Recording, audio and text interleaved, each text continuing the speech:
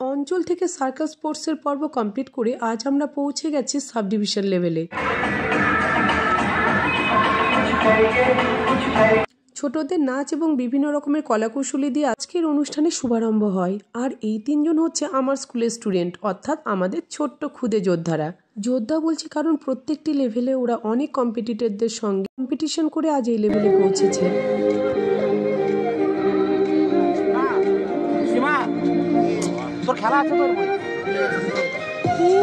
কথা বলতে এই জায়গায় পৌঁছানোর জন্য ওদের অনেক পরিশ্রম করতে হয়েছে। এই জন্যই হয়তো বলে পরিশ্রমী সফলতার চাবিকাঠি। আর আমার এই ক্ষুদে যোদ্ধাটাকে দেখো, এর সম্পর্কে যতটা বলবো ততই কম বলা হবে। মাত্র 5 বছর বয়স ওর, আর 3 দিনের মধ্যেই এই সমস্ত যোগা ও রপ্ত করে নিয়েছে। ফাইনালি সমস্ত ইভেন্ট সুন্দরভাবে কমপ্লিট করার পর আমরা জানতে পারি আমাদের 3 জন প্রতিযোগী সিলেক্টেড হয়েছে ডিস্ট্রিক্ট স্পোর্টসের জন্য।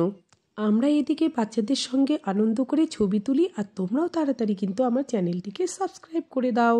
Bye bye.